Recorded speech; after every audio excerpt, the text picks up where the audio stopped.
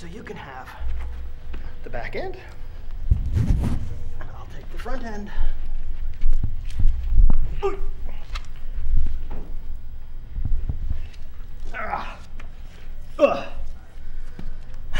By the way, the snapping turtle, his name was Sticks. He got his name because people were hitting him with sticks when I got him. The monitor lizard's name is Elizardbeth. Okay, Elizardbeth, just a play on words. The gator's name is Blue because he used to make a sad noise when I first got him. And this is Hernia.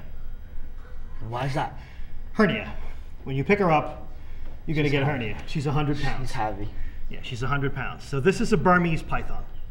Many people are used to seeing yellow Burmese python, which is an albino. So same species, just a different color. It's like, you know, a blonde versus a brunette. It doesn't mean that there's a different creature. Right? Same idea. Snakes produce more fear than all the other animals combined. And usually it's because of one of two things. They believe that the snake is going to bite them and it's going to be venomous and they're going to die. Or they think that the snake, being a big snake, is going to eat them. In both cases, it's a great exaggeration. There are 3,300 different types of snakes. Of 3,300 different types of snakes, 300 are venomous. So we're talking about less than 10%. Yeah. Of the 300 that are venomous, only 30 can kill a person. Of the 30 that can kill a person, almost none of them are common where they live. So to get bit by a venomous snake, a dangerous venomous snake, you really have to have some incredibly bad luck. Or you have to be one of these people who handles very venomous snakes with their bare hands. And those are the ones you see on television getting rushed to Venom ER because they handle venomous snakes with their bare hands. Right. Which, to be polite, is silly, and to be unpolite is stupid.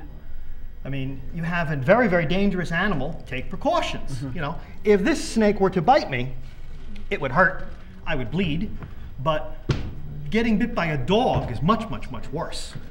Yeah. As far as big snakes eating people, the only people who ever been eaten by snakes were children, and that was because the snake was a pet, it was abused, it escaped, and it took the first thing that was available.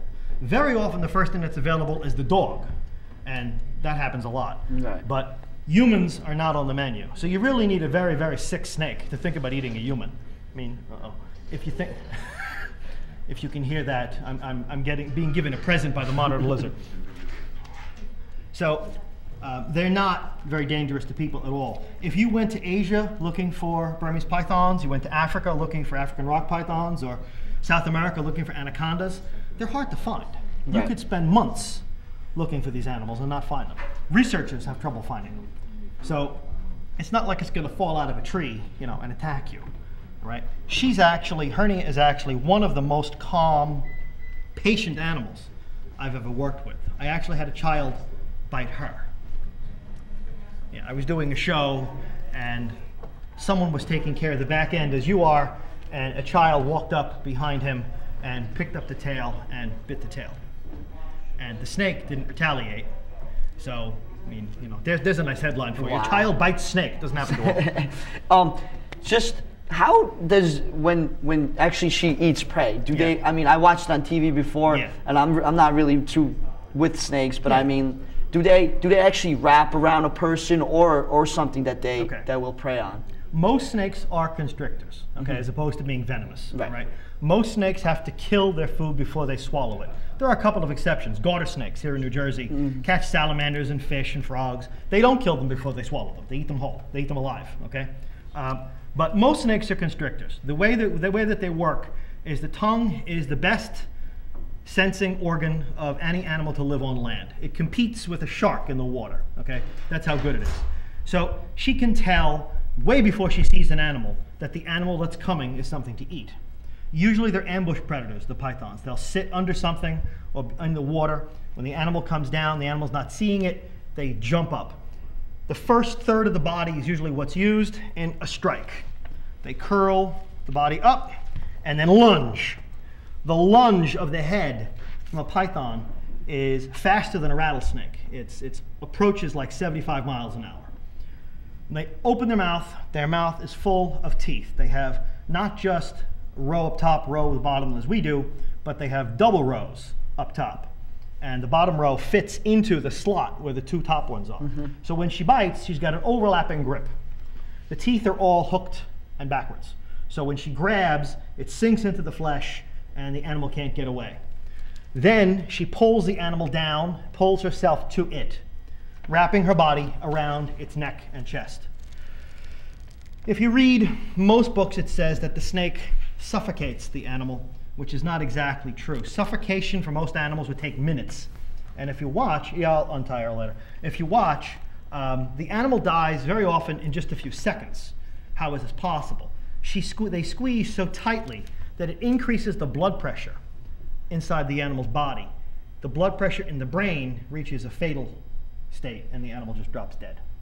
Then they turn around, they release the animal, they pull their teeth out, they go to the front end and they swallow it whole head first. By swallowing head first, the legs are pushed down along the sides and the animal goes down pretty easily. I have seen snakes eat things backwards. It takes an awful lot longer, but you know, if they're stubborn enough, they'll eat it backwards too. Hernia here, when you feed her, how much can she actually eat? Well, she could probably eat something as big as a 10-pound rabbit, but it requires energy to digest big food. The net result is what you're looking for. So if you think about, I can give her something really big, or I can give her multiple small foods that might weigh the same amount, okay? The multiple small foods, she'll actually get more out of.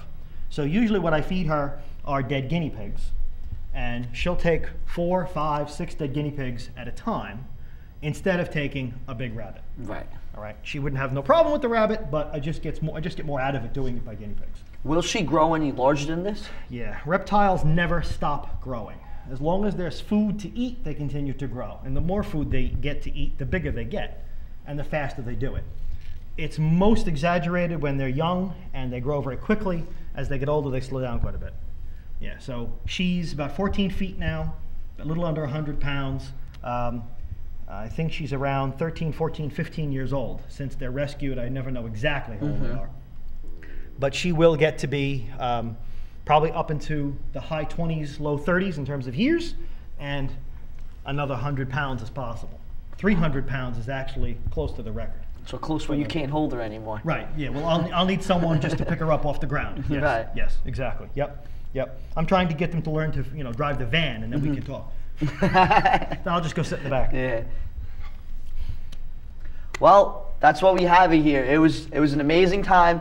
Bill introduced us 4 amazing animals I haven't been close to before. I thank him for everything he has done. I learned a lot myself. I hope everyone else learned. And now, back to your anchors, Jess and Mike.